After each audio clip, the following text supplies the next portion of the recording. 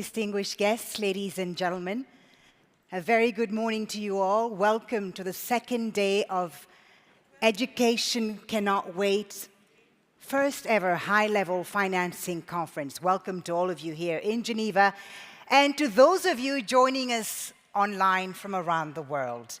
We're very happy to have you here. My name is Folly Bah Thibault, and it's a great honor to be your moderator this morning for the second day of the High-Level Financing Conference.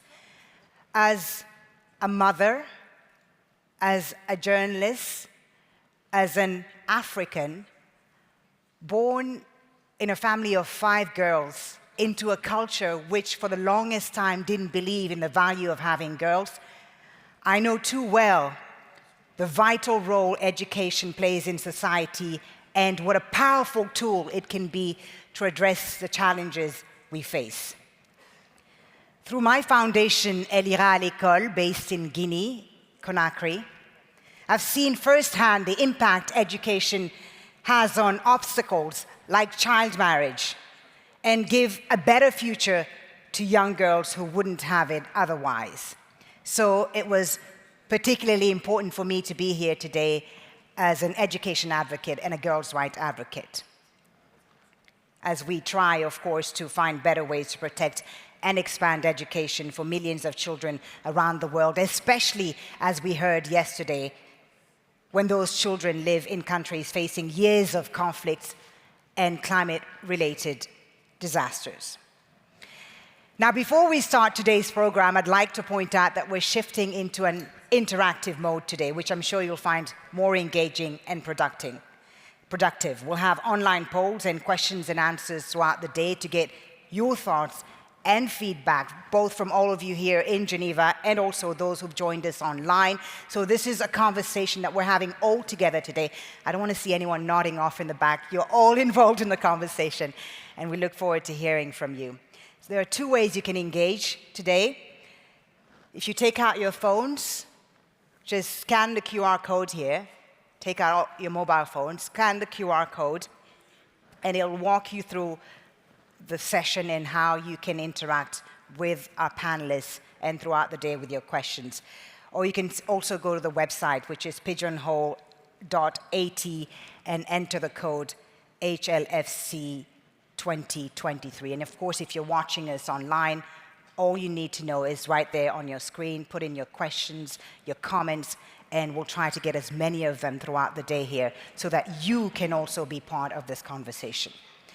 And so in the spirit of productive engagement, ladies and gentlemen, let's start the day interactively then. Yesterday, of course, we saw the wonderful pledges made in the tune of $826 million. Impressive. Just a round of applause, because the different organizations, private sector, everyone came through and pledged $826 million for Education Cannot Wait. It's an amazing contribution, but of course, we need more, as you know, given the sheer scale of what we need to reach 222 million children and adolescents affected by crises around the world. So, let's then start with our first poll question of the day. In one of 2 words, here it comes. What more do you think we need to do to unlock even more financing for education in emergencies and protracted crises? Again, the poll question is right here on the screen. Take out your phones, go to the app, and give us in just 1 or 2 words what you think we need to do more to get even more financing, to go beyond the $826 million and get to that goal of $1.5 billion. So now back to the main reason we're here today. As I mentioned, yesterday we were able to raise $826 million during the session. Just over 1 month into ECW's 4-year plan, these landmark commitments already amount to more than half of the $1.5 billion required to reach 20 million children. But of course, as we've heard throughout the day yesterday, we need to step up funding because education matters, especially in crises. Ensuring that children have access to education during conflicts and crisis protects their rights. It provides them a sense of normalcy and also fosters resilience. Take Ukraine, for instance. As a journalist, I see it in the news every day. After nearly a year of war in Ukraine, many children don't have a safe place to learn because their schools have simply been bombed. Afghanistan, where girls in secondary school have been denied the right to attend school altogether. And now, in the aftermath of the devastating earthquakes, as we saw last week in Turkey and Syria, you have tens of thousands of children who've been orphaned, millions displaced overnight, their lives turned upside down. And these crises, ladies and gentlemen, are already on top of the ones that already existed. You know, we're facing the global economic downturn, of course, record high displacement rates, and humanitarian crises caused by conflict and climate change. So this is why we need to maintain the momentum of this conference and continue to relentlessly advocate for these children who are caught up in these conflicts and crises that are not of their own making. We certainly owe it to them, ladies and gentlemen, to try and change their lives. And the first step in our journey to achieve that goal is this conference itself.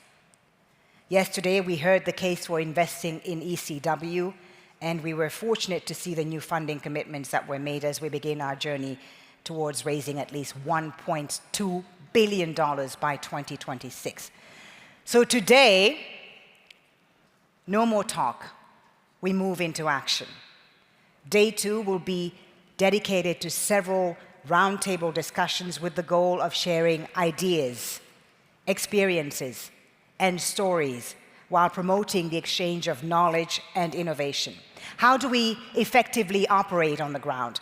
How can we go farther, faster, and be more efficient to reach those children and adolescents left behind around the world and truly make 222 million dreams come true?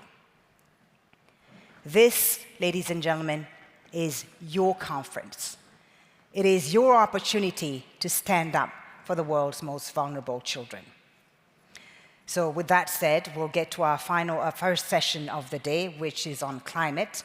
But first, I want to take a moment to look at your answers to our first poll question of the day, which I'll remind you was, what more do we think we need to do to get more funding?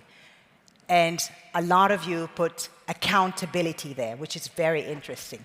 Commitment, obviously. We have to make pledges, but be committed to move forward with those pledges. Evidence, so many words there. Solidarity, urgency, inclusion.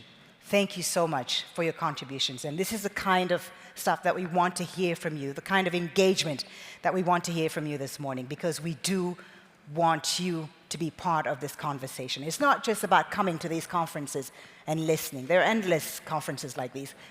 We want everyone to be part of it, to be engaged. So thank you very much for your comments and contributions. There'll be more polls throughout the morning, and I look forward to hearing more of what you think needs to be done.